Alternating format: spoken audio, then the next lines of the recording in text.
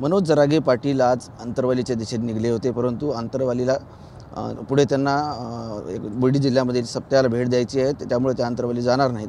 परंतु आता तब्येतीची त्यांची व्यवस्थित झालेली आहे आणि गॅलेक्सी हॉस्पिटलमधून निघाल्यानंतर चाकरवाडी या गावी ते जात आहेत. आपल्यासोबत जरांगे पाटील आहेत. दादा, तब्येत तुमची बरी आहे, पुन्हा दौऱ्याला सुरुवात करतायत, आज एक सप्त्याला भेट देत आहे. 6 तारखेपासून दौरा असणार आहे, नेमका कसा दौरा असणार आहे? तब्येत बरी वाटत होती, परंतु आता गाडीत बसल्यामुळे लक्षात आलं की आपण 50 किलोमीटर 60 किलोमीटर पुढं आल्याच्या नंतर पुन्हा त्रास होतोय शरीराला. पुन्हा ॲडमिट व्हायला लागणार आहे. आम्ही उशीर झाला आहे, कारण तो कार्यक्रम 10चा आहे. वारकरी संप्रदायाचा खूप मोठा कार्यक्रम आहे. श्री क्षेत्र चाकरवाडी इथं ते दर्शनाला जाणं आवश्यक आहे वेळेत. म्हणून आम्ही आता डायरेक्ट चाकरवाडीला निघालो आहे आणि चाकरवाडीहून पुन्हा मला वापस येऊन ॲडमिट व्हायला लागणार आहे. 6 तारखेपासूनचा दौरा हा समाजाच्या न्यायासाठी आहे. हा दौरा याच्यात काय राजकारण काय संबंध नाही. माझ्या समाजाची एकजूट, माझ्या समाजाचे जिल्ह्यातले मराठी एकत्र येऊन एका जागेवर ताकद दाखणारे, ती एकाच वेळी घरात मराठा राहणार नाही आहे. 6 जुलैपासून 13 जुलैपर्यंत प्रत्येक जिल्ह्यातला मराठा आपण आपल्या जिथं ठिकाण आहे त्या ठिकाणी येणार आहे. आणि आम्ही सरकारला विनंती करणार आहेत की आमचं जे ठरलेलं आरक्षण आहे त्याप्रमाणे आम्हाला द्या. ओएसिस फर्टिलिटीच्या तज्ज्ञांनी IVF उपचार पद्धतीद्वारे 1 लाखांहून अधिक जोडप्यांना मातृत्व प्राप्तीचा आनंद दिला आहे.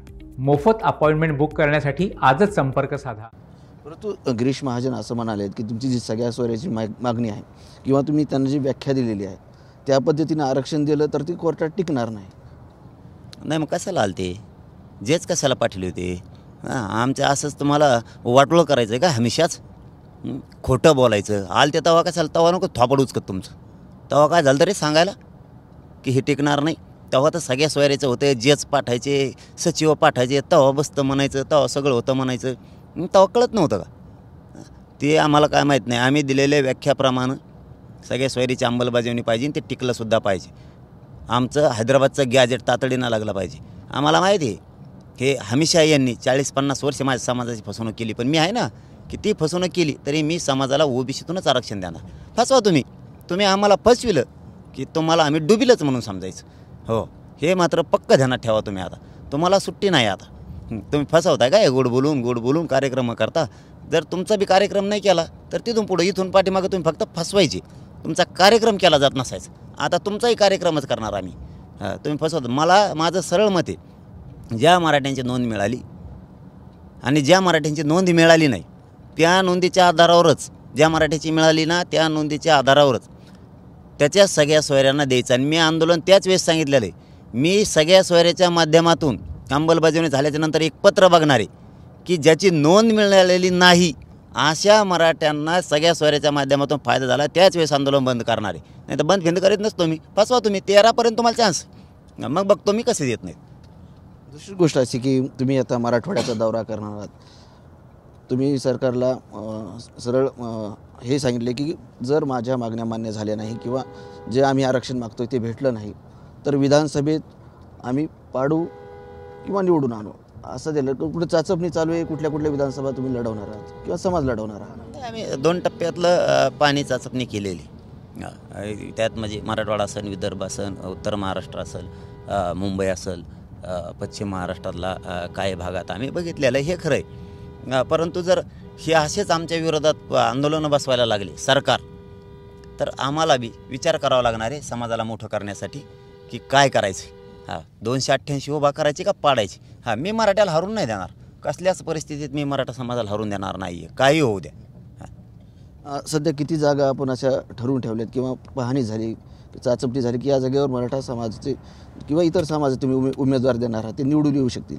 आता आम्ही ते मी आज नाही सांगणार तुम्हाला. परंतु आम्ही पहिल्या टप्प्यातले 24 बघितलेत, त्याच्यानंतर 43 बघितलेत. आता 3ऱ्या टप्प्यातलं काम आमचं कालपासून सुरू आहे.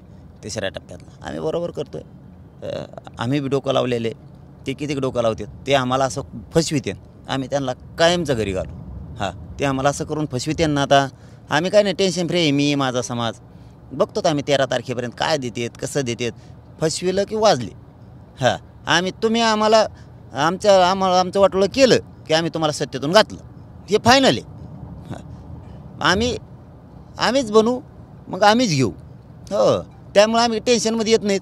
आता काय होईन बाबा, ते नदीवर आपलं काय होईल, असं मराठा समाज आमचा टेन्शनमध्ये येत नाही देणार. तुम्ही फक्त फसवा.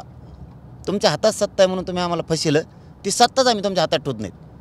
त्या टायमाला आम्हीच देणारे राहू, आम्हीच करणारे राहू. एकीकडे तुम्हाला शंभूराज देसाई भेटायला आले होते, उपोषण तुम्ही सोडलं, त्यांनी 13 तारीख दिलेली आहे. तर दुसरीकडे गिरीश महाजन असतील किंवा चंद्रकांत पाटील असतील, त्यांचे जे स्टेटमेंट येतात आरक्षणाबद्दल जी तुम्ही मागणी केलेली ते वेगळे दिसतात. म्हणजे सरकारमध्ये मत नाही का तुमच्या आरक्षणाच्या बाबतीत जी मागणी आहे? नाही, आता त्यांच्यात काय माहीत नाही, परंतु हे आजचंच नाही, हे 70 वर्षापासून यायचे सरकार कोणाचं येऊ, ते महाविकास आघाडीवाल्याचं येऊ नाही तर यांचं येऊ, मराठ्यांचे असेच हाल केले यांनी सगळ्यांनी मिळून. ते आले, ते त्यांना नाव ठेवते, ते निकम नाही दिलं, आणि ते म्हणते ये निकम नाही दिलं. तुमच्या नाव ठेवण्यात आमचा समाज संपायला लागला ना. तुम्ही का मूर्ख समजता का आम्हाला मराठ्याला? त्यामुळं आम्हीच दोघाला ओळखले. हे यावेळेस धोका देते ना, देऊ द्या. तुम्ही काय करणार? तेव्हा समाज एक नव्हता म्हणून बदला घेता येत नव्हता. आता तुम्ही आमचा अन्याय करून बदला घ्यायला लागला थोडक्यात सरकार. आम्ही बदला घेऊ तुमचा. तुम्ही जर 13 तारखेपर्यंत हैदराबादचं गॅजेट लावलं नाही आणि तुम्ही सगळ्या सोयरी जर अंमलबजावणी नाही केली, त्याला जर नाही टिकविलं, तुम्हाला घातलं म्हणून समजायचं. 100% आम्ही पत्र बघणार आहेत. तुम्ही अंमलबजावणी केली म्हणून आम्ही गप नाही बसणार. आम्ही नोंद नसलेल्या मराठ्यांना प्रमाणपत्र त्या सगळ्या सोयरीच्या अंमलबजावणीतून मिळतंय का हे बघणार आहेत. त्याशिवाय सुट्टी नाही. आणि ते नाही मिळालं आम्ही थांबत नसतो. तुम्ही आम्हाला धोका दिला, आम्ही तुम्हाला पाडणार म्हणजे पाडणार. आता तुम्ही चाकरवाडीला जाताय, 6 तारखेपासून पुन्हा दौरा सुरू होणार आहे, पण त्यापूर्वी अंतरवालीमध्ये परत जाणार आहात का इतर ठिकाणी असं कार्यालय समाजासाठी तुम्हाला भेटण्यासाठी समाज त्यांच्यासाठी काही व्यवस्था करणार आहात? कार्यालय तर करावंच लागणार आहे, कारण हा खूप मोठा आता व्याप असणार आहे राज्यातला. आणि ज्यावेळेस एवढा मोठा बलाढ्य समाज आहे आमचा, त्यांना न्याय द्यायचा असला आम्ही आता एक झालेलो आहेत. त्यामुळं कोणी धोका दिला तर आम्ही आता रडत नाही बसत. हां, धोका दिला ना, धोका देणाराचा कायमचा कार्यक्रम करायचा, कायमचा. ते रडत नाही बसायचं, ते धोका दिला मग आता काय करावं, मग हात बांधल्यासारखे नाही येतात. आम्ही बरोबर कार्यक्रम लावतो आहे आणि आम्ही बघतो आहे. हां, मराठ्यांच्या विरोधात कोण कोण जातं हेही बघतो आहे आम्ही. कोण जातो आहे, कुठून येतो आहे, काय येतो आहे, कोणत्या मतदारसंघातल्या कुंकड गाड्या येतात, कोण काय जातीवाद करतो आहे, कोण कसा करतो आहे, आम्ही शांत चित्ताने बघतो. आणि TV 9च्या माध्यमातून मराठा समाजालाही सांगतो, शांत चित्ताने बघायचं. हे बघा, संयम धरला, शांततेने बघितलं तर माणूस विजयी होतो. लगेच गडबड नाही, उताळं नाही व्हायचं आता पहिल्यासारखं. पहिल्यांदा लगेच ॲक्शनला ॲक्शनला ॲक्शन नाही द्यायची. शांत चित्ताने बघायचं आणि शांत चित्तानं कार्यक्रम लावायचा. हो, कारण हे मराठ्यांचं आता इथून पुढं ब्रीदवाक्यच आहे.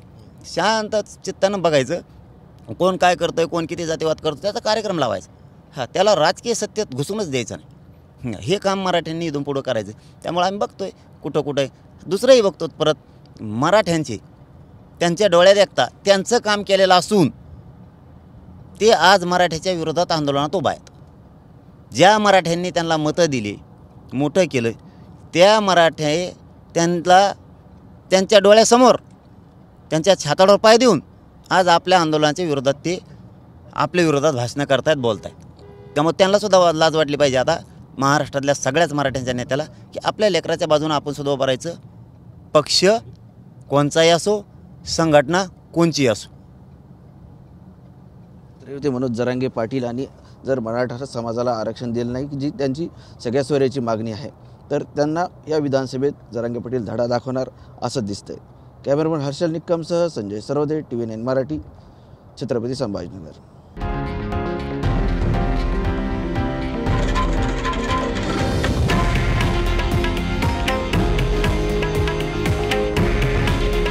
हे आहे देशातील नंबर 1 न्यूज नेटवर्क आणि आपण पाहत आहात TV 9 मराठी.